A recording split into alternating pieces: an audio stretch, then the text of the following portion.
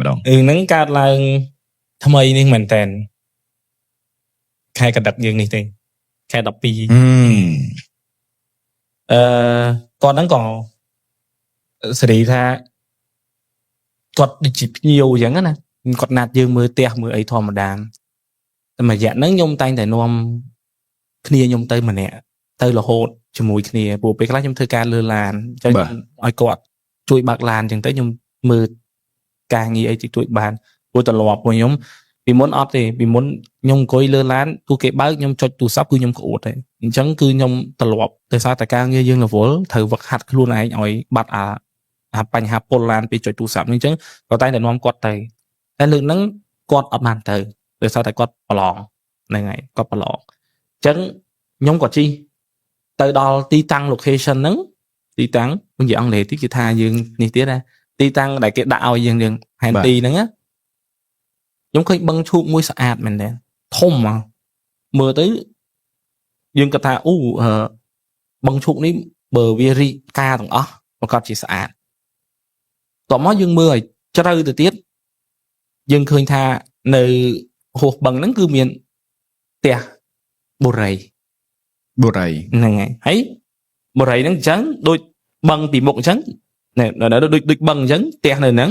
ហើយអាកែងមិនចេះក៏បឹងដែរយល់នៃខ្ញុំបឹងដូចបឹងអសអញ្ចឹងដីហ្នឹងនេះខ្ញុំមើលម៉ែបដាវាអត់តន់ឆ្អល់ថាដល់ទេបាទប៉ុន្តែខ្ញុំសង្ស័យថាបុរីហ្នឹងហ្នឹងហើយដល់ពេលខ្ញុំជិះទៅទីទៀតក៏ឃើញច្រកចូលហ្នឹងគឺមានដើមឈើពីរជួរសងខាងប៉ុន្តែមិនមែនជាលក្ខណៈដើមឈើដែលគេដាំលំអបុរីទេ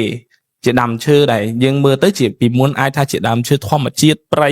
ប៉ុន្តែគេឆ្ការផ្លូវធ្វើជាផ្លូវបុរីប៉ុន្តែគេឃើញដើមឈើល្អគេទុកដើម្បីលំអដើមឈើហ្នឹងគឺមានតាំងពីយូរណាស់ហើយខ្ញុំក៏ជិះហួសទៀតដោយសារតែ map វាអត់ទាន់លោតអាសញ្ញាណ QQ ថាយើងទៅដល់បាទទៅដល់នឹងហួសអាហ្នឹងបឹងទៀតបឹងឈូកនឹងដដែលហើយខ្ញុំមើលទៅគឺបុរីទៀតមេថាបុរីហ្នឹងមើលមកគឺដូចកដាលបឹងអញ្ចឹងបាទប៉ុន្តែខាងក្រោយអត់ទេខាងក្រោយដីទេប៉ុន្តែបឹងទៅខាងមុខទេដូចថាគេទិញដីបឹងមិនទាន់បានអីចឹងណាចឹងគេទុកនៅហ្នឹង map ក៏វាលោតបញ្ជាក់ថាយើងហួសហើយអ៊ីនធឺណិត slow យើងក៏បកមកវិញចូលមកដល់ច្រកទ្វារបុរីហ្នឹងបាទយើងបត់ឡានចូលធម្មតាហើយខ្ញុំមានអារម្មណ៍ថាការគិតរបស់គេល្អដែលគេអត់កាប់ឈើចាស់ចោលប៉ុន្តែគេយកឈើហ្នឹងមកឆ្នៃកន្លែងណាដែលអាចទុកបានវាទៅជាសម្រស់លំអមួយដែលមើលទៅគឺធម្មជាតិពិតបាទដែលមានបឹងជុំវិញទៀតបឹងសងខាងខ្ញុំជិះទៅក៏ឃើញមានអ៊ំម្នាក់ដែលគាត់អង្គុយលើអាតេះបាទគាត់អង្គុយហ្នឹងគឺមិនមែនអង្គុយលើផ្លូវទេគាត់អង្គុយលើផ្លូវវាមានអញ្ចើមមាត់បឹងណាដីព្រមដើមឈើហ្នឹងគាត់អង្គុយហ្នឹងតែគាត់បែរទៅបឹងបាននៅបែរខ្នងមកថ្ងៃហ្នឹងហើយបែរខ្នងមកខ្ញុំគាត់អង្គុយបែរទៅបឹងហើយអត់មានអ្នកណានៅទេហើយនៅលើអាខ្នងប៉ាអ៊ីគាត់ហ្នឹងមានរូប sticker រូបបិទតុក្កតាទួយហ្នឹងហើយហើយមានលេខធំមួយគេដាក់លេខ2ជាលេខ2ខ្មែរហើយមានតុក្កតាទួយខ្ញុំគាត់ថាអូនៅក្នុងនេះប្រហែលជាមានមណ្ឌលថែរក្សាមនុស្សចាស់ឬមួយក៏មិនប៉ុន្តែខ្ញុំក៏គិតមួយទៀតថាដូចប្រហែលណាមិនបានឲ្យគាត់មិនអញ្ចឹងបើគាត់ជ្រុលតែបន្តិចឬមួយក៏គាត់ទុនខ្លួនទៅមិនទៅបឹងតាមអ៊ំចាស់ហ្នឹងគាត់មានបច្ចុប្បន្នប្រហែលណាអត់ទេប្រហែលជាខ្ទង់50ជាងតែព្រោះខ្ញុំអត់បានឃើញមុខទេខ្ញុំឃើញតែក្រោយប្រហែលអត់សក់ទេគាត់អត់មានសក់ហ្នឹងហើយទាំងហើយមានស្នាមដេអញ្ចឹងណាហើយខ្ញុំអត់គិតថាអីខ្ញុំគិតថាហេតុអីក៏ឲ្យគាត់មកនៅនឹងម្នាក់ឯងវាគ្រោះថ្នាក់ណាស់ខ្ញុំក៏ជិះទៅហួសបន្តិចទៀតខ្ញុំក៏ឃើញនៅខាងស្ដាំដៃហ្នឹងតែខាងឆ្វេងដៃហ្នឹងដដែលហ្នឹងជួមួយអ៊ំហ្នឹងទៅជាមានប្រភូមិសម័យឥឡូវឯងប្រភូមិសម័យឥឡូវអាម៉ូតសម័យឥឡូវពណ៌មាសប៉ុន្តែវាមិនមែននៅលើដីច្រាំងមាត់បឹងហ្នឹងឯងវានៅក្នុងបឹងអញ្ចឹងប្រហែលបើយើងដើរទៅត្រូវចុះទឹកបឹងហ្នឹងប្រហែលជាខ្ទង់1ម៉ែត្រកន្លះអីមិនទៅដល់ប្រភូមិហ្នឹងយល់អញ្ចឹងប្រភូមិហ្នឹងវាមានសភាពចាស់មែនតើហើយវាមានពងខ្យងកាឈប់អីពាត់ជុំវិញអញ្ចឹងទៅប៉ុន្តែបើយើងមើលឲ្យលំអិតហ្មងនៅលើថារៀនប្រភូមិហ្នឹងគឺមានដុំបាយយើងមានឃើញមានរបស់សម្រាមដុះផ្សិតពណ៌លឿងពោតស្ករគ្រាប់ជាសំណែនចាស់បាទហើយយើងមើលហ្នឹងយើងមិនថាចុំមានអ្នកសែនខ្ញុំក៏គិតថាអូខែវស្សាទឹកឡើងដឹងយល់ហ្នឹងហើយ nhưng có mơ mặc khơi miền chương thụ này cái đó to nừng đầy một bằng chắc nhóm cất tha nhóm vô lại thấy bản bằng nâng cái để áp hiện đúng không cái tốt để sao phải chỉ miền thứ hai tại vậy chắc nhóm có nặc khơi thám xài bọn bữa nhóm mà đòn đi hai bữa luôn nè diêm lần đi từng tôi từng thông từng nhóm squat ở đây mà nhóm squat ở đây nó nhóm xôm mà đi chỉ chân sai xôm chạy tè tê chạy không cồn đòn lõ mình nhóm luôn từ rộp phim ăn trái ấy tê chân xôm vô nơi cầm lặng bồn nhóm hái có từ ti nọ nứng có từ ti tham bò lúc bên cho ấy chân tê nhóm có bo mà đó chọa chỗ bờ rầy chọa chỗ bờ rầy nhóm mơ cả trọ hỏi nhóm khơi nắng bông ta của nhà tè châu bờ rầy đại nhóm có cha tốt ta bài cầm lắng của nơi lơ khươn play nó bị miền đông thon chào nó hay nhóm cất ta quạt bài chỉ miền cầm lắng giống nhóm có cha bảo đảm ấy đấy sần sốc có số thang này cái đai mà họ này cái nhóm ta ở nhóm mặt tè lịch ni còn miền sần sốc với tiết chi căng mà ru mà mới có chụp ngã lục hủ chân sai mông ta có chỗ thôi có chỗ tới tè nông ấy có sông hay xua dương thà miền thọt tiết ớt ấy ớt chẳng á nhóm tháng của sao chua bông ơi hay cả nâng dương phép có tha lên sau chứ tha lên miền mọi lô ngay chẳng á chứ còn tha ớt đấy chơi bong trâu cho chứ nhóm có bo lan chỗ bộ rầy nâng cứ miền sập hiệp sạch và tay miền tè phía chớ này mình toàn lụ chảnh để thua háo nhé ta toàn lụ chảnh và tay miền tè lá lan từ nợp này thì mình sập hiệp đu dương cụ ấy khai thì thế nhóm pe nhóm bọt lán nhóm khơi cọt pi nè mười bo mà nè có chảo mà lan nhóm hay còn vậy tha xử lý nhưng mình bảo uống chỗ mình lư còn vậy tha khủ chân sai máu trong sai tè nữa ấy ấy nhóm có bọt lan bạt từ đăng ta pe để nhóm bọt lan bạt nhưng mình dương mình chỉ mơ lại lệ kể lại lệ là bị đi tè cho cái đạo lệ tè lệ mán nhưng mình thử mơ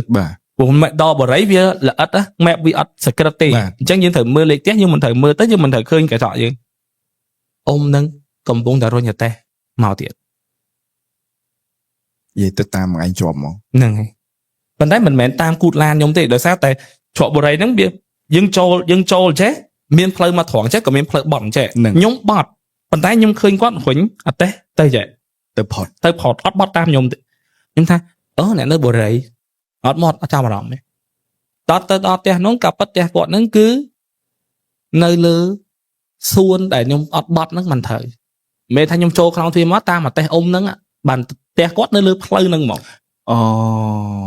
bọt khổ đời sao tại ấy cái đã plei muối hay plei để nhung chi nó cứ muối vô ngày nhung bọt khô nhung cổ viên của trâu mà nhung chót một tè nâng vịnh một tè nó cứ còn miên xuân cả đá hay bàn miên tè mùi tiệt mình ta play xuân cả đá là dồn lại nhung show thật đó nhung còn rẻ tệ dương thom ở đây ọt miên gì ấy chở này hay té có sát này té con cứ sát dương ọt miên ấy cu để sang say thật cu ấy khai tỉ nhung có khơi bọc phum có đặt bài chỗ trong thì tỉ thom ở đây nó nguyên thầy vậy nhung từ ớt khơi cả nạt có ho mà đúng cặp ha mà sờ lắc bật đi khăn bật bị không bập phum chẳng bên đây tha dương nè tây miền bập phum nè tha con bật ở so chân đó chẳng sớm máy tha so chân nắng tới chia cặp hà hãy miền trường piên muối đã cả nạt có hòm nhóm của su có tha bong bập phum nắng thì kì có tha cọt mày bập phum tê cọt nắng miền nè muối núng bẹp với cọt hiểm chăng đầm bay ở tè nắng sọc chẳng cọt có hiệp tới nhóm cọt đinh đao su noa mấy đây ở dương chân sái cái thôi chăng sóc có thơ tam tiền tới dương có chỗ đó không tè chỗ đó không tè nhưng khơi hăng đi đây hăng để cái tầm slap bay cho nam nước bản đáy ở miền rục thọt để miền tại có trường thiết cặp bông trường thuốc bản này ở miền so chân điện ở miền so chân cứ tiền có hòm sọt ở miền ấy tao cứ khơi tại thiết đấy rục thọt ở miền chỉ tôi tới cứ thở miền rục thọt chỉ phía cho nó cứ cái đầu thọt bản đáy tè nó cứ ở đầu thọt nhóm có chờ lắng nhóm có đăng tha bây giờ làm nhóm có su qua tha nè nè cái khôi đại mến đi môi có hăng ấy cái đáy but tay nhóm khơi thật thiết nhóm đăng là hăng nè khôi vậy có thay ở bục mì quạt tớp tại khôi យ៉ាងហើយអញ្ចឹងយើងក៏អត់សួរដេញដោលដែរព្រោះខ្លាចជួនកាលតំបន់ខុសគ្នាអាចារ្យបនខុសគ្នាហើយយើងគិតថាមិនដាក់ឧថតវាដឹងថាពេលផ្លែកវាអាចខុសពីយើងឃើញម្ដងប៉ុន្តែក៏វាមិនអាចជាខុសអីធ្ងន់ដែរអញ្ចឹងយើងក៏អត់សួរដេញដោលថាអូបើយើងសួរទៅអាចថាគាត់មានមន្ទិលក្នុងចិត្តថាបនហ្នឹងគឺគាត់ធ្វើខុសច្រើនអីចឹងកុំឲ្យមានមន្ទិលអញ្ចឹងយើងមកឆែកទៅផ្ទះអញ្ចឹងស្អីតែពេលហ្នឹងគឺប្រពន្ធគាត់ចុះមកគាត់អង្គុយនៅហ្នឹងហើយគាត់ថាផ្ទះហ្នឹងពួកខ្ញុំចង់រើចេញហើយលោកគ្រូតែពួកខ្ញុំស្ដាយផ្ទះខំកអីគេសំលុយបេះបោចមកម្រាំបានបងគេដំបងហ្នឹងឥឡូវហ្នឹងស្ដាយឲ្យនៅអត់សោះបាទពួកខ្ញុំនៅអត់កើតទេបានមានរឿងប្រភូមិនឹងមកហើយបងពួកខ្ញុំក៏ស្ងប់សុខមួយរយៈតឥឡូវវាមកទៀតទៅជាប្រពន្ធខ្ញុំនេះឈឺអត់ឈប់កូនដែលគាត់មានក៏រលូតច្រើនដងទាំងបញ្ហាសុខភាពអត់អីទេបាទខ្ញុំថាអត់អីទេអញ្ចឹងខ្ញុំជួយប៉ុណ្ណាខ្ញុំជួយប៉ុណ្ណឹងប៉ុន្តែរឿងបញ្ហាកូនមើលវិជ្ជសាស្ត្រផងតាមពេទ្យផងវយើងមិនបានធ្នមខ្លួនឯងកុំប្តីផ្ដួលគាត់ថាជំនឿពេកគាត់ថាពីមុនអញ្ចឹងដល់ក្រោយមកភាគរយជឿលើជំនឿចង់ច្រើនជាងលោកគ្រូព្រោះទៅដល់សុខក្រៅក៏គេថាអត់អីហើយគាត់នៅផ្ទះគាត់ឃើញប្រពន្ធគាត់ផ្ទាល់ភ្នែកមានប្រវត្តិមួយហើយលើកទី2មកតែប្រយ័ត្នត្រូវតែប្រយ័ត្នហើយធ្នមខ្លួនមិនធ្វើអីទៀតប៉ុន្តែទៅជាអត់ទៀតតែចង់ថាអញ្ចឹងខ្ញុំក៏ប្រាប់ថាអត់អីទេហើយខ្ញុំក៏ថាចុះពោះហ្នឹងនៅមានបញ្ហាអត់គាត់ថាឈឺពេលខ្លះលមូលនេះលមូលនោះប៉ុន្តែអាសាឈឺជួនកាលអាលៀកពវៀនអាលៀកកាពះមេរោគកាពះអីវាចិត្តតែមានរហូតចឹងតែខ្ញុំថាអូអាហ្នឹងប្រហែលជាអាកាសធាតុប្រែប្រួលផងចំណីអាហារយើងផងអីចឹងទៅខ្ញុំក៏ឲ្យគាត់ទៅអុជធូបជំនាញផ្ទះអញ្ចឹងមានន័យថាខ្ញុំបងឯងជាប្តីគាត់ប្រពន្ធនៅនេះគាត់ទៅអុជធូបជំនាញផ្ទះនៅមុខយើងមិនមែនតែមើលគាត់អុជធូបដំណាក់កាលទេមែនទេខ្ញុំមិនងាកមកសួរបងឯងបដាលួចមើលគាត់បដាអញ្ចឹងនិយាយមួយបងថាផ្ទះនេះទិញប្រហែល10000ទិញតាំងពីពេលណាមានដឹងប្រវត្តិបុកគ្រឹះអីអត់ខ្ញុំក៏មើលឃើញប្រពន្ធគាត់ពងទៅអុជធូបកែតែកែឆាច់លើកណៃអុជហ្នឹងគេលូកចូលទៅដោតប្លង់ដេក័រជំនាញផ្ទះវានៅក្នុងបាទកំប៉ុងជើងធូបនៅក្នុងគាត់មិនត្រូវឆោងទៅដោតកំប៉ុងជើងធូបនៅក្នុងហ្នឹងមានថាគេធ្វើអាទូហឹបដេក័រហ្នឹងអញ្ចឹងគាត់ត្រូវឆោងទៅដោតនៅក្នុងហ្នឹងអញ្ចឹងខ្ញុំឃើញគាត់ដោតខ្ញុំក៏និយាយនោះជាទូទៅខ្ញុំពេលដែលគេដោតខ្ញុំនិយាយថាខ្ញុំជាចិនខ្សែសូមមកឆៃផ្ទះតែគាត់តែខ្ញុំងាកទៅខ្ញុំជាចិនដៃពីរខ្មៅក្រឹបលូកចេញពីជំនាញផ្ទះចាប់ពោះគាត់យល់ហើយហិតទៅវិញខ្ញុំអត់ខុសពីសន្តិសុខថាទេដែលហ្នឹងហើយយ៉ាងពេលហ្នឹងយើងចាប់ផ្ដើមអាខាថយក្រោយវិញថាហេតុអីមិនសន្តិសុខនិយាយចឹងហ្នឹងហើយតែខ្ញុំធ្វើធម្មតា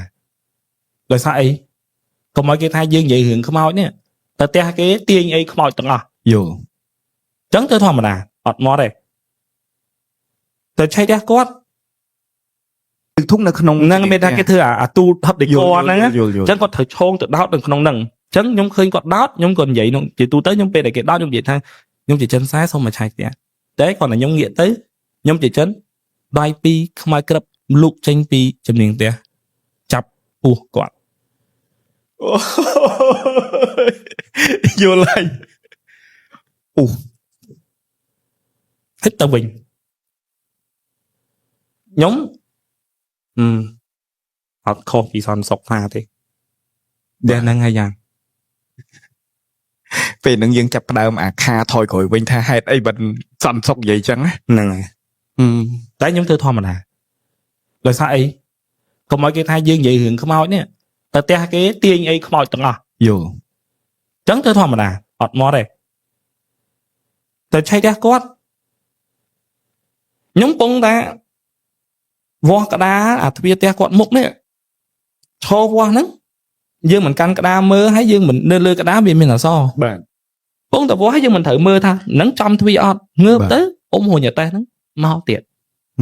ប៉ុន្តែគាត់អ៊ំកាត់ពីមុខលបងកាត់នៅផ្លូវបាទខ្ញុំក៏អត់មកអត់ក៏ខ្ញុំថាផ្ទះនេះដូចជាអត់មានខុសអីទេមើលទៅលើក្បួនទ្វារផ្ទះទិសផ្ទះដូចជាអត់មានបញ្ហា nhóm có bài hiệp có tha trên những tiền nắng nè nát nè hiệp có tha có hiệp tam YouTube ចេះខ្លួនឯង ហ្នឹងហើយប៉ុន្តែគាត់រៀបអត់ខុសទេ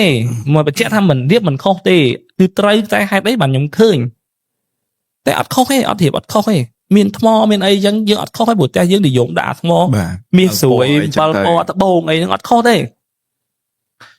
ខ្ញុំថាអត់អីចឹងបងជំនាញផ្ទះបងក៏ល្អដែរ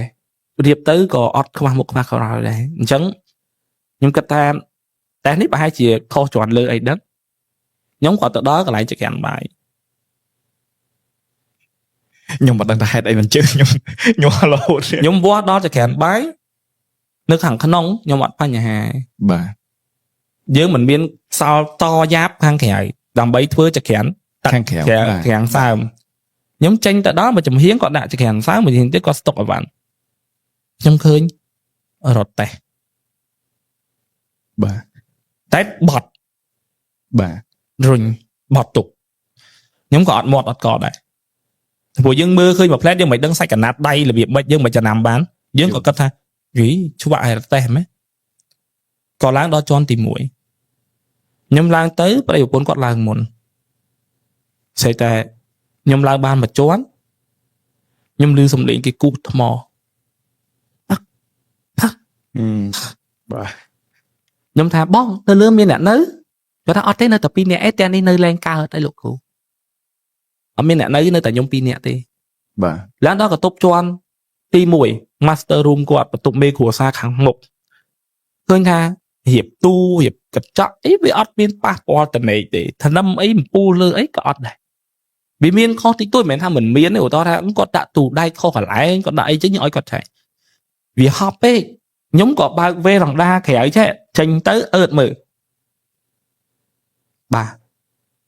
នារីម្នាក់អង្គុយនៅលើសសរទ្វារផ្ទះស្គាល់សសរទ្វារផ្ទះទ្វារផ្ទះយើងមិនមានតសពីដើមដើម្បីគេខាងក្រៅខាងក្រៅជាប់ផ្លូវអាលបងចតឡានណា បាទ បើកទ្វារមកតែចតឡានណា បាទ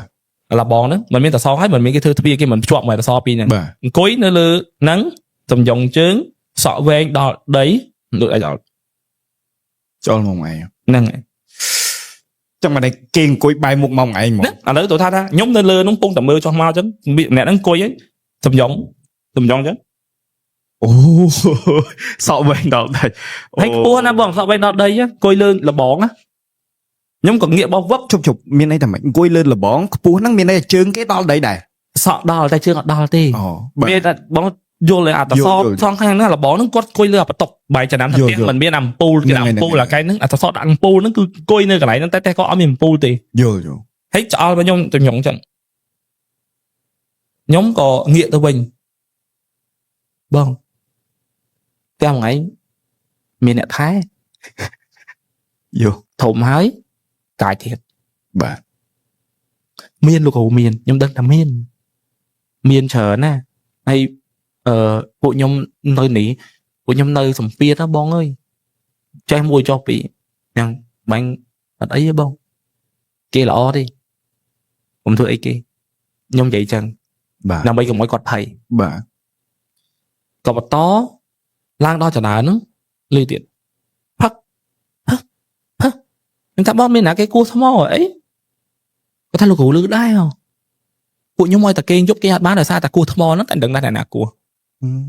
ឲ្យតែរៀបទៅអាលាវបើគេលក់មកអត់អីទេតែអាបិទទូរស័ព្ទរៀបគេអាលាវហ្នឹងគឺគោះរហូត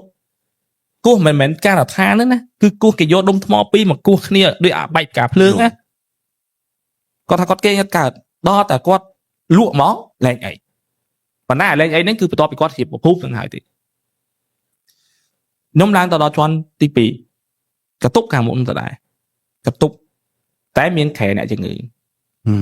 មានថាគេដាក់កតុបខែធំមួយក៏ថែអ្នកជំងឺមួយហើយនៅក្នុងនោះមានអាវ៉ាន់មានវ៉ាលីអីគេស្តុកអីចឹងទៅខ្ញុំក៏ឃើញមានរូបថតបិទកណាត់បិទអីចឹងដែរតែយើងអត់បានបើកមើលណាព្រោះគេបិទកណាត់យើងខ្លាចថារូបគេលាក់គេអីមកឲ្យយើងឃើញយើងអត់មើលទេចឹងមានរូបទូចធំមានវ៉ាលីមានអីនៅហ្នឹងពេញខ្ញុំក៏ដើរមកវេរ៉ង់ដាខាងមុខទៀតដើម្បីចង់ដឹងថានៅទៀតអត់នៅយល់នៃខ្ញុំឯងបាត់ តែឃើញអ៊ំមួយតែហ្នឹងនៅសួនមកខាងទៀតមិនមែននៅផ្លូវមុខទេអាផ្លូវមករំលងសួន ឡងសួន ខ្ញុំថាអីក៏ហាត់ប្រានមមម៉េះក៏អត់ចាប់អារម្មណ៍បែរខ្លួនមកវិញអង្គុយលើទូកៅអៅចុះទ្វារវេរ៉ង់ដាបើកមកឃើញខែ បាទ គាត់ដាក់ទូកៅអញ្ចឹងនៅលើទូកៅគាត់មកដល់ពីដានវាសល់ប្រឡោះ បាទ អង្គុយបត់ក្បាលលើពីដានលើទូអត់ទេអត់មែនជួយទេអត់ចាច់ អូ របៀបថា អារបៀបថាខ្ញុំថឹងអង្គុយឲ្យត្រង់ស្មាប៉ុន្តែវាទើអញ្ចឹងចឹង យោ អូ ខ្ញុំក៏ប្រាប់ថាបងចុះក្រោមអត់បានទេចុះក្រោមបងខ្ញុំនៅលេងបានហើយចុះក្រោមយើងចុះក្រោមទៅតែនិយាយគ្នារត់ចុះដល់ក្រោមខ្ញុំមិនដឹងថាខ្ញុំខ្លាចឬមួយមិនខ្ញុំរត់មុនគាត់ខ្ញុំវាចុះចដាទៅជាចុះមុនគាត់ យោ ចុះមកដល់ក្រោមមិនវាក់អាដល់បាក់ជន់តដីហ្នឹងមិនមានជំនាញទេគេមិនដាក់គៀនចដាទេ បាទ ខ្ញុំរត់មកខ្ញុំឃើញជើងពីរគូវាចូលជំនាញទេតែឃើញតែក្រុមកជើងយើងទេណាអត់ឃើញកពួនទេ យោ ដូចមនុស្សវាចូលបានសល់តែកជើងដែលយើងឃើញ អូអញ្ចឹងបានន័យថាសន្តានវាហ្មង វាល បាទ ចូលក្នុងជំនាញតែខ្ញុំឃើញត្រឹមតែកជើងនឹងទេហើយ flip ចូលជំនាញតែបាត់ខ្ញុំប្រាប់គាត់ថាបងជំនាញតែហ្នឹងមានរឿងហើយបើឯងប្រាប់ខ្ញុំត្រង់មកតើមានបញ្ហាអីគាត់ថាអត់អីតែខ្ញុំទៅនិយាយគ្នានៅខាងក្រៅផ្ទះ បាទ គាត់ថាអញ្ចឹងលោកគ្រូឃើញដូចខ្ញុំដែរខ្ញុំមិនដឹងថាគាត់នឹងមកពីណាទេប៉ុន្តែពួកគាត់ធ្វើឲ្យពួកខ្ញុំនៅអត់សុខទេគាត់ថាពេលគាត់មកនៅផ្ទះនេះដំបូងគឺសុខទេអត់បញ្ហាតែដល់ពេលដែលឪពុកក្មេងគាត់ឡើងមកនៅជាមួយឪពុកក្មេងគាត់ចាប់ដើមមានសុខភាពទ្រុឌទ្រោមអត់ស្រួលមានម្ដងនោះគាត់ពងតែឈរលៀងឡានខ្លួនឯងមុខផ្ទះបាញ់តយោពាក់ខោខ្លីដោះអាវលៀងឡានធម្មតាបាញ់លើហើយគាត់បាញ់កង់ឡានបែរកន្លែងផុកឡានណោះ បាទ បាញ់គាត់អោនទៅបាញ់ខាងបាតក្រោមឡាន បាទ គាត់ឃើញដូចសក់បន្តិចមិនដឹងថាជាប់ស្មៅបន្តិចដែលវាចេញពីបាតឡានដូចទៅកន្លែងកស៊ីម៉ាំង យោ គាត់បាញ់ទឹកហើយវាជ្រុះវាមិនជ្រុះគាត់ក៏ទៅយកប្រដាប់គៀបខ្ជូងដើម្បីគៀបចេញមកដល់អោនមកគឺឃើញមនុស្សស្រីម្នាក់កំពុងតែងាកមើលគាត់ដេកនៅក្រោមឡាននឹងតែម្ដងស្លឹងមកគាត់ភ័យពេកគាត់ភ្ញាក់បោះចោលដួលអុកគូតទៅក្រោយភឺឪពុកក្មេងគាត់ដើរចេញមកសេចតែដើរចូលទៅវិញដើរមកដល់ទ្វារហើយដើរចូលទៅវិញប្រពន្ធគាត់ហត់មកដែរគាត់ថាហើយប៉ាមិនហ្នឹងឃើញកូនម្សាប្តីខ្ញុំដួលហើយអត់ជួយមិនមករត់ទៅវិញហើយនៅប្រពន្ធហ្នឹងមកគ្រាប្តីឡើងប្តីថាបងឃើញមានខ្មោចបងឃើញមានមនុស្សស្រីវាចូលផ្ទះយើងហើយវាចូលផ្ទះយើងហើយបងឃើញក្រោមឡាននេះមកបាញ់ទឹកមិញហើយក្នុងឡានយើងមានសក់ទៀតហើយគាត់ថាមិនព្រមប្រាប់អូនបើមានសក់ចឹងមិនព្រមប្រាប់មិនបានមកធ្វើអីចឹងបើសង្ស័យចឹងប្រាប់គាត់លួចប្រាប់ខ្ញុំពេលហ្នឹងណាហ៊ានប្រាប់សក់មនុស្សស្រីក្នុងឡានហើយប្រាប់ប្រពន្ធថាមានសក់មនុស្សស្រីមិនរឿងធំ បាទ គាត់អត់ប្រាប់គាត់សុទ្ធចិត្តបញ្ញាប់ទៅយកអាគៀបនោះមកគៀបចេញទៅជាឃើញខ្មោចហ្នឹងគាត់ក៏គ្រាកប្រពន្ធគាត់ចូលទៅក្នុងផ្ទះឃើញឪពុកគាត់កំពុងតែលើកកែវនៅចំនាងផ្ទះអង្គុយផឹក អូ លើអាកែវដែល5ហ្នឹងអកផឹកឲ្យគប់ហើយដល់ពេលហើយបានកូនប៉ាគាត់ដួលភឹសត្រូវក្បាលខាងក្រោយហើយចាប់ដើមដើរលេងរួចស្ពឹកជើងក៏គេងនៅកន្ទប់ជាន់ទី2គាត់ថាមានម្ដងនោះប្រពន្ធគាត់ម្ដងកំពុងតែអង្គុយបុកសាច់ត្រីធ្វើទឹកគ្រឿងអង្គុយបុក បាទ ស្រីគាត់មើលទៅដូចធុងទឹកអ៊ីណុក ធុងស្តុកទឹក ហ្នឹងហើយ បាទ អ៊ីណុក បាទ ហ្នឹងហើយគាត់ឃើញប៉ាគាត់ហ្នឹងដើរចុះមកហើយប្រាប់គាត់ថាអាមន់សែនជំនាញហ្នឹងអញស៊ីបានអត់ហើយប៉ាកូនប៉ែងក្លៀនហូបចុះអស់ធូបអីអញដឹងថាអស់ហ្នឹងអញចុះមកយកស៊ីគាត់ក៏យកមន់មួយហ្នឹងឡើងទៅក្នុងកន្ទប់អង្គុយញ៉ាំហ្មងអត់មានកាប់ទេកាន់មួយចានដើរតុកឲ្យកូនហើយប៉ាអត់កាប់ទេហ៎ហែកស៊ីចឹងមិនឆ្ងាញ់ ហើយដល់ពេលទៅក្នុងបន្ទប់គាត់ហែកអីចឹងធម្មតាមើលគាត់ចុចទូទាស់មើលអីធម្មតាគាត់ថាពេលដែលគាត់ឡើងទៅតាមប៉ាគាត់ស្រាប់តែគាត់មិនឃើញប៉ាគាត់ហូបទេទៅជាឃើញមន់ហ្នឹងនៅកលៀតមុខកតុកទឹកប៉ាគាត់ដែលងឹតតិចតិចអង្គុយមានសម្ោមួយអង្គុយហែកស៊ីប៉ុន្តែដៃចេញពីកតុកទឹក យល់ មានន័យថាមន់ហ្នឹងដាក់នៅកម្រាលជើងរៀបចូលតុកទឹកពេញដៃហែកស៊ី នៅក្នុងកន្លែងងឹត ហ្នឹង លោកដៃហែក ហ្នឹងហើយ យល់យល់ គាត់ថាប៉ាមិនទុកមន់នៅហ្នឹងប៉ាថាអញស៊ីអស់ហើយអញទុកហ្នឹងទុកលើពុកមិនស្មៅអូមអានោះវាចិត្តធុងសម្រាមតែគ្រាន់ប៉ាចាំយកចុះក្រោមតមកបងប៉ាគាត់ដួលហ្នឹងមុនហ្នឹងអាឡងបែបហ្នឹងគឺឡងមុនឃើញនាងឡានហ្នឹងដល់ដួលហើយគាត់ចាប់ដើមដើរលេងរួចទាំងអត់មានត្រូវអីសោះប៉ុន្តែក្បាលគាត់គឺមានផលប៉ះពាល់ខ្លាំងរហូតដល់មានវះដល់ហើយអស់ប៉ាគាត់ចេះតែមកមើលឃើញថាអញអស់ពវៀនហើយអញអស់ពវៀនហើយអូអញដេកអត់យប់ទៀតអញខ្លាចយប់អញខ្លាចយប់អីចឹងមួយពីរម្លងបានប្រហែលថ្ងៃផ្ទះជាប់គាត់ហ្នឹងមានគេនៅដែរគេមុនលោកសូត្រមុនគេអត់ហៅគាត់ទេតែគេហៅអ្នកភូមិទាំងអស់មកម្ លងផ្ទះមួយ ហ្នឹងហើយស្អែកតពេលទៅប្រហែលជាគាត់គិតថាខ្លាចអ្នកចិត្តខាងអន់ចិត្តអ៊ំដែលម្ចាស់ផ្ទះសូត្រមុនហ្នឹងគាត់ដើរមកប្រាប់បងប្រុសហ្នឹងមិនមែនខ្ញុំមិនហៅទេប៉ុន្តែមិនដឹងថាប្រាប់អូនឯងជឿអត់ទាំងគេទាំងពូផ្ទះថ្មីស្រឡាញ់ស្ទើលេបគាត់ថាមានទាំងអីពូអ៊ំសូត្រមុនហ្នឹងគឺសូត្រមុនការពារផ្ទះពូទេអូនកុំភ័យណាកថាយ័ន្តក្រហមដែលបិទនៅអញ្ចឹងដែលទល់មុខផ្ទះអូនឯងហ្នឹងគឺអត់មានឲ្យអូនឯងរស់ស៊ីខាតរស់ស៊ីធ្លាក់គឺការពារផ្ទះពូទេ យល់បាទ គាត់ថាមិនទៅពូកូនស្រីពូស្ទើឈួតដែរ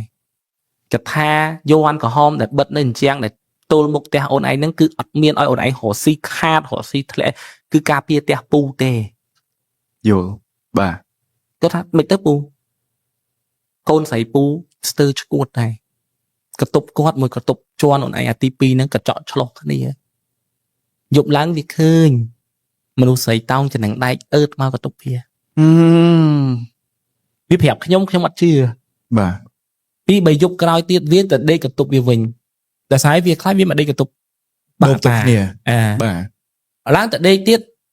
ស្រាប់តែវាមិនដឹងថាទៅវាថាវាទៅទាញវាំងនោនបិទប៉ុន្តែអាពេលវាទៅទាញហ្នឹងគឺវាឃើញប៉ាអូនឯងហ្នឹងដើរមិនរួចហ្នឹងគឺគេអង្គុយសកត់ពីលើលោកដៃចូលស៊ីពោះប៉ាអូនឯងអត់ដឹងខ្លួនងាកមកមើលវាសតតា ឈាម ឈាមពេញហ្នឹងបតាពេញហ្នឹងវាឈួតវាលែងស៊ីបាយវាជ្រុះសក់ទៅវត្តទៅអីក៏វាមិននិយាយទៅគឺវាគាត់ថាកូនអ៊ំឈួតមកបានអ៊ំសូត្រមុនហ្នឹងដល់ហើយ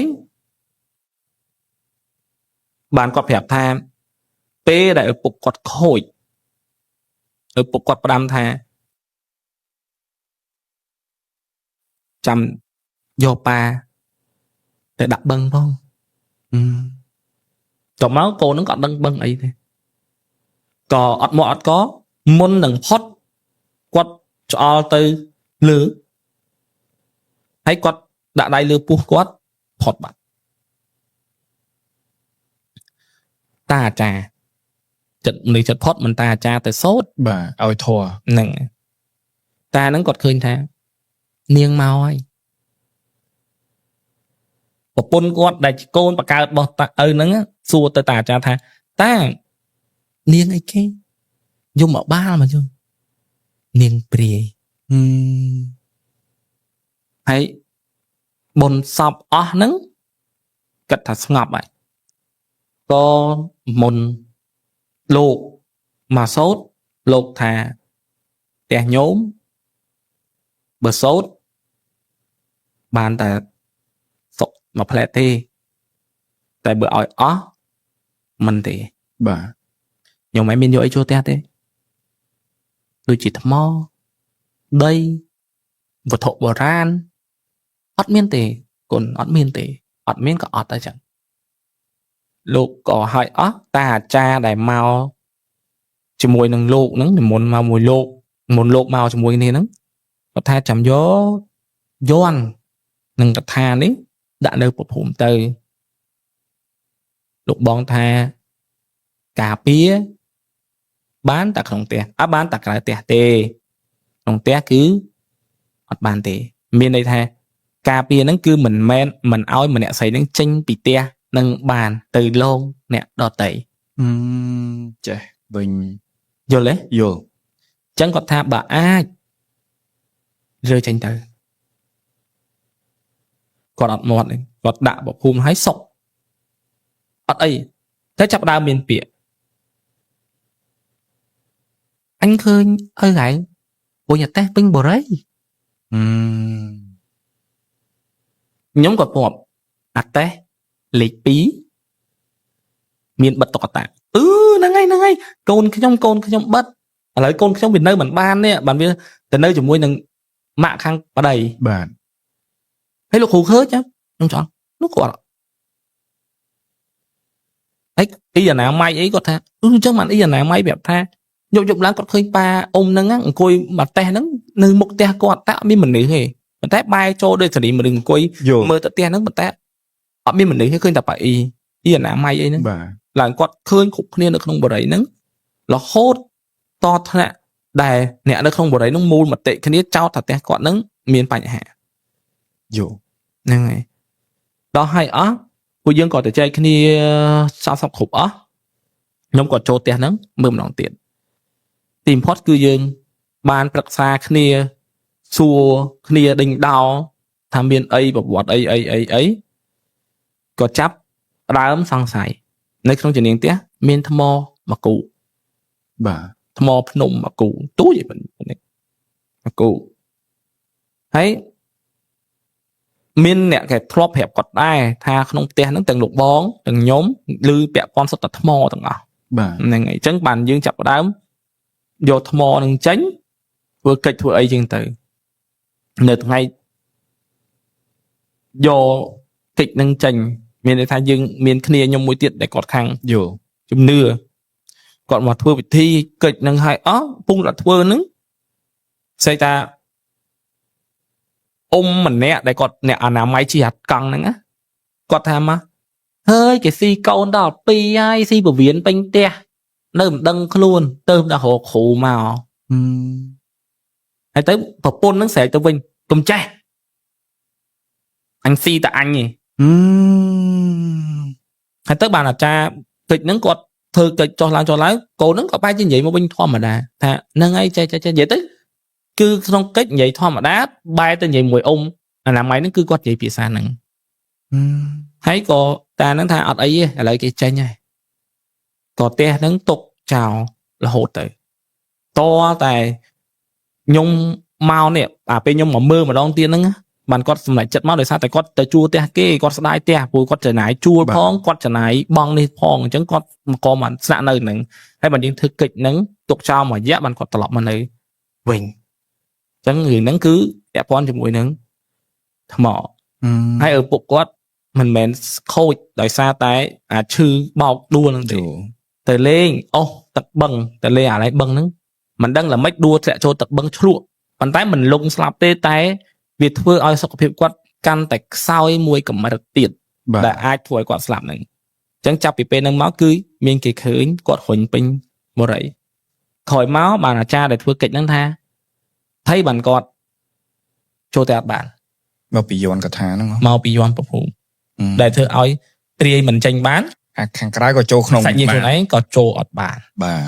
ហ្នឹងហើយអញ្ចឹងទៅក៏ចាប់ដើមដេកអត់ផ្ទះហូហើវិញសាងសង់វិញមកក៏លែងជាបញ្ហាតែយើងដឹងពីប្រវត្តិថ្មភ្នំហ្នឹងគាត់ថាឪពុកគាត់ហ្នឹងមកពីជំនាខាងសមុទ្រមកដល់ត្រែងតែយ៉ាងអ្នកបណ្ដាជីផ្លូវជាតិលេខ 4 ចាស់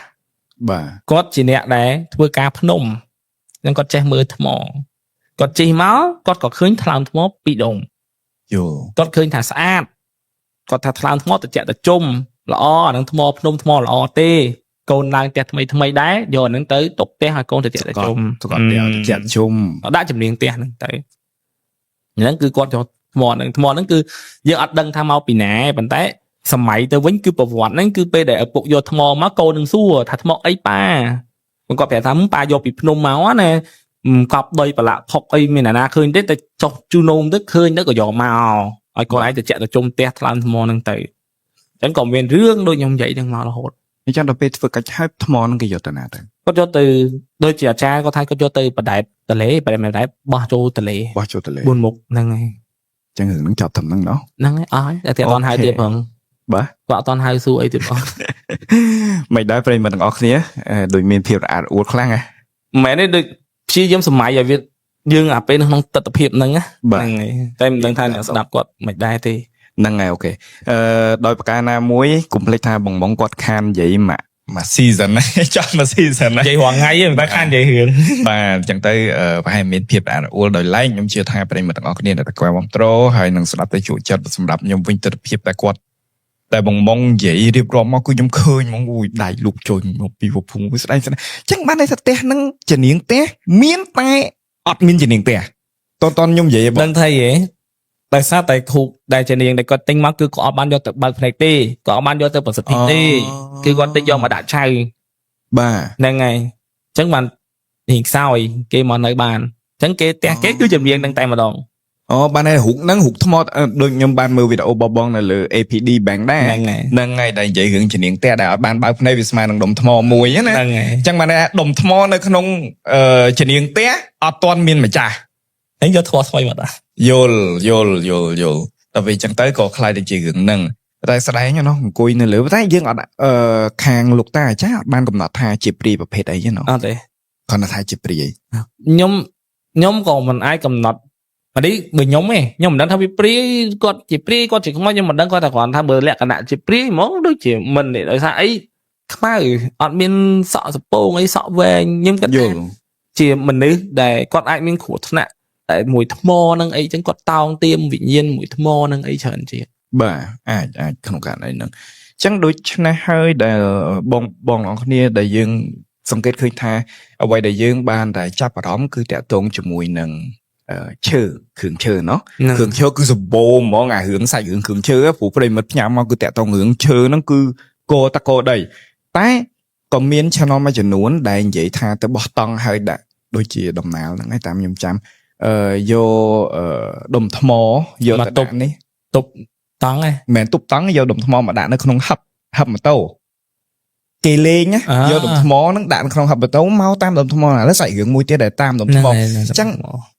ខ្ញុំគិតថាអ្វីដែលខ្ញុំបានដឹងហើយនេះកែខ្ញុំផងខ្ញុំខុសតាមខ្ញុំដឹងគឺនៅក្នុងតំបន់សាធារណៈក្នុងតំបន់សាធារណៈដែលមិនមែនជាតំបន់ឯកជនមិនថាជាដុំថ្មមិនថាជាឈើតែជារុក្ខជាតិក៏ដោយតាមប្រទាលតាមនិយាយទៅស្អីក៏ដោយដែលបងប្អូនដើរតាមផ្លូវឧបមាទៅលេងភ្នំឬក៏ចុះអីអូយដើមឈើនេះស្អាតណាកូនឈើប្រទាលនេះស្អាតណាជីកមួយសិនអាហ្នឹងសិតតែជាករណីដែលអាចមកតោងទៀមមកតាមនឹងបានហើយថែបង năng មែន ở đấy đừng ta vùng phay vùng cắt thaสมัยtranh on để đạp សម័យចាញ់អត់មានទេថែម ở đấy không biết ចឹងចូលដល់សាច់រឿងខ្ញុំម្ដង okay សាច់រឿងរបស់ខ្ញុំនេះគឺតាក់ទងនឹងទំនេរមាត់ទៅប្រមាថគេជាប្រទេសមាត់ខ្ញុំតែខ្ញុំលើកឡើងជាប្អូនប្រុសម្នាក់ដែលរស់នៅក្នុងខេត្តរតនគិរីហេតុការណ៍នៅខេត្តរតនគិរីហេតុការណ៍នេះបានកើតឡើងនៅក្នុងឆ្នាំ2019ជាសម័យកាលដែលពួកគាត់រៀនថ្នាក់ឌីប្លូមថ្នាក់ទី9เนาะអញ្ចឹងពេលនោះគៀកដល់សម័យកាលប្រឡងនៅក្នុងឆ្នាំ2019ថ្នាក់ឌីប្លូមហ្នឹងមិត្តភ័ក្តិរបស់គាត់ទាំងអស់គ្នាប្រហែលជា 4-5 នាក់ក៏បបួលគ្នាទៅរៀននៅបន្ទប់របស់មិត្តភ័ក្តិគាត់ម្នាក់ទៀតតើនិយាយបងដល់ពេលទៅរៀននៅបន្ទប់ហ្នឹងគឺគេរៀនដាច់យប់ហ្មងអារបៀបរៀន2-3ថ្ងៃសម្រុករៀនអាពេលចុងក្រោយណាបាទគោបាត់ទឹមធ្វើលបងប្រុសម្នាក់ដែលរស់នៅក្នុងខេត្តរតនគិរីហេតុការណ៍នៅខេត្តរតនគិរីហេតុការណ៍នេះបានកើតឡើងនៅក្នុងឆ្នាំ2019ជាសម័យកាលដែលពួកគាត់រៀនថ្នាក់ឌីប្លូមថ្នាក់ទី9เนาะអញ្ចឹងពេលនោះគៀកដល់សម័យកាលប្រឡងនៅក្នុងឆ្នាំ2019ថ្នាក់ឌីប្លូមហ្នឹងមិត្តភ័ក្តិរបស់គាត់ទាំងអស់គ្នាប្រហែលជា 4-5 នាក់ក៏បបួលគ្នាទៅរៀននៅបន្ទប់របស់មិត្តភ័ក្តិគាត់ម្នាក់ទៀតតើនិយាយបងដល់ពេលទៅរៀននៅបន្ទប់ហ្នឹងគឺគេរៀនដាច់យប់ហ្មងអារបៀបរៀន2-3ថ្ងៃសម្រុករៀនអាពេលចុងក្រោយណា và cô bắt tùm thơ là bóng về lóng tùm không riêng á sai ca nó cứ sai hướng nó kinh chẳng chắc là pe đại quạt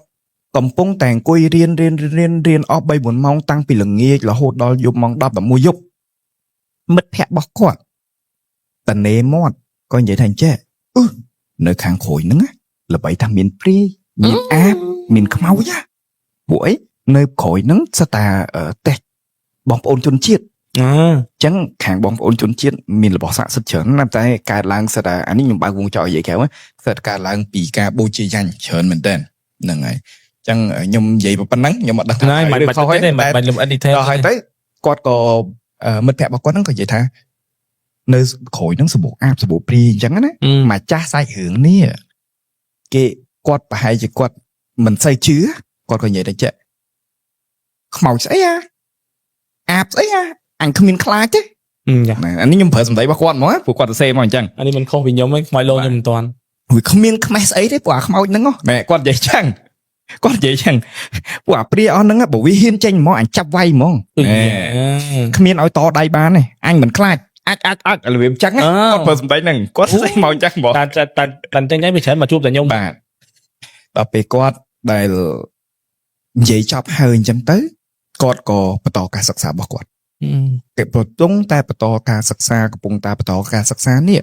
mất hẹn bỏ quát đây là bà lá muốn nâng ó quát thứ stu láng tới bỏ ủi cho lại tứa nè ngày quát min bỏ ủi mưa ta khang theo ủi chỉ hiên tè hó quát stu quát chọn mau ấy điểm chân và hỏi tới sờ thử lên bật thẹm nè mà nè cái ngược tới stu tầm mưa chẳng á cái stu tầm mưa đóไป stu tầm mưa tới không biết khơi ai phẳng năng mà chắc sai hướng của stu tầm mưa đấy đừng quát khơi nhảy cái stu tầm mưa của cái này kinh cuối chó nè tăng nè lá chế mà chắc sai hướng stu tầm mưa quát khơi phơi pì có hóm bài tật khổ chiều có hóm bài tật khổ ô việc đồ bỏ lấp lẹt pì nơi đầm chơi thông mùi nơi khối án chọc cho mùi cái chợ năng quạt khơi quạt tôn kiểu cung cấp quạt lược đại dập bé quạt quạt pha chơi quạt lên hiến này mất hẹn bạc quát bài quạt này người ta cho bẹ ní mày chứ không biết ai ông nơi khối nó mày từ lột cho cung tôn cấp nhá mất hẹn bạc quát tầng óc này của stu mưa tam ui ăn mới khơi ai bằng nè quát lư tha ọt khơi ấy chương này vùng tôn này bàn tay quát không phẳng tiên mất hẹn không phẳng bầm mô à rắm mà ớt mau tam ui năng mà đong tiền đong ní muốn nắng khơi phượng pí nơi chô nơi ho và đại quát ớt mau cướp phượng nó ho bọc trong bị một con mong con tay chầm lái thả áo tại kia mà đó tép bị lòng trên được vậy kia đó tép lòng trên đôi chìm miên ở tập buôn trang mùi đã bật trận dần là hốt đó quát hốt tới buôn nơi kiên trang mà này ấy nhá